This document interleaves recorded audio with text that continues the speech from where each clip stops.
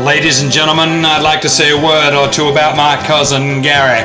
Mr. Garry Turland, he's going to jail. I can't tell you what for, but it had something to do with highway robbery. Anyway, here's some advice I gave him that was passed on to me by someone who had it passed on to them by someone else. It goes something like this. Prison life won't be so bad, they serve 3 meals a day. There's lots of recreation time and sports that you can play. They give you workplace to sleep and someone else to share. The cells are so gigantic you won't even know he's there. Probably someone by the name of Horse, Garry.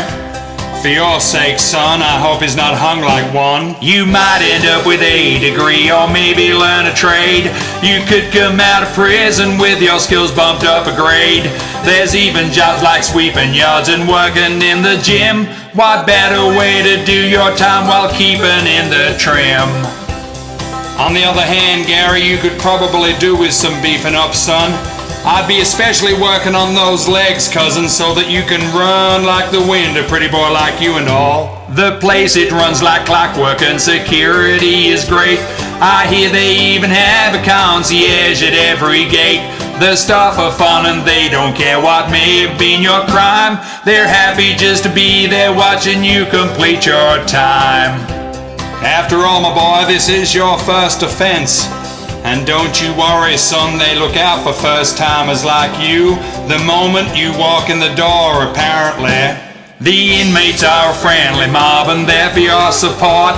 They'll always lend you anything when you are running short. They have TV in all the rooms, an ensuite built for 2. And every morning 6 o'clock you're woken by a screw. I mean warden, son, I do apologize, Garry. I didn't mean to imply anything but a prison guard, and fine upstanding citizens they are. There's special inmates mentoring the ones who've just arrived, and convicts who for cigarettes will make sure you survive. There's others who will clean your cell and do your washing too.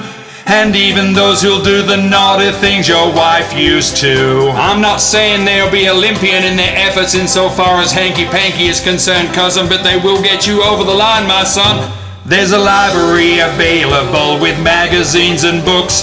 They have to somehow try and rehabilitate the crooks. The food may not be like the way your mom made it at home, so tell her once a week when you are talking on the phone. I never knew your mother all that well, Garry, us being distant cousins and all, but no matter where she be, I just don't think you really know what you put her through. It isn't all plain sailing and some dangers lurk within. Don't ever trust a soul and learn to take it on the chin. And as there is no beer, how can there be a happy hour? Well, that's the time you drop the soap bent over in the shower. Make sure you get them to give you a soap on a rope, my boy. In fact, I would insist upon it. I don't think you'll have trouble. You're a tough nut, hard to crack. If there's one thing to remember, it's to always wash your back. So if you're being bullied by the fellas on your block, please ask for some protection or you'll end up sucking up to people, Garry. And you don't want to be sucking up to people on the inside. You don't want to be lowering yourself to that level, son. The family would be very disappointed in you, especially us distant cousins. By God, Garry, we'd have to be hanging our heads in shame every time we ventured out and about amongst the kinfolk. You're representing the clan while at the penitentiary, so make sure you don't bend over for no one. It's not like the way you bend over to make your millions is hard labor, the chain gang. And don't you forget to write to your kinfolk. You can even drop me a line from time to time.